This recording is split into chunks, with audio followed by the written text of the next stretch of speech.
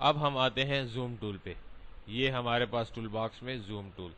Zoom tool का मतलब ये है कि किसी भी ऑब्जेक्ट की ज़ाहिरी शक्ल को बड़ा करना और छोटा करने के लिए इस्तेमाल करते हैं। फॉर एग्जांपल मैं जूम टूल पे क्लिक करता हूँ और यहाँ पे क्लिक करता हूँ, तो ये देखिए जो ऑब्जेक्ट की ज़ाहिरी शक्ल है इसको बड़ा कर रहा है। जितना बड़ा आप करना चाहते हैं इसको क्लिक करते रहें।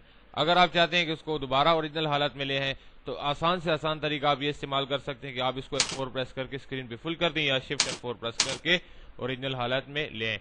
अगर आप इस पे लेफ्ट क्लिक करते हैं तो ये बड़ा होता रहता है, अगर आप इस पे राइट क्लिक करें तो वापस अपनी ओरिजिनल हालत में आता रहता है।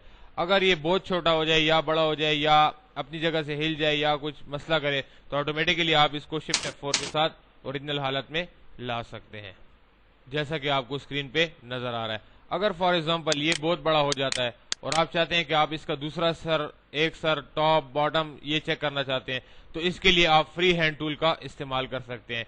इसी जूम के साथ आपको फ्री हैंड टूल का ऑप्शन नजर आएगा।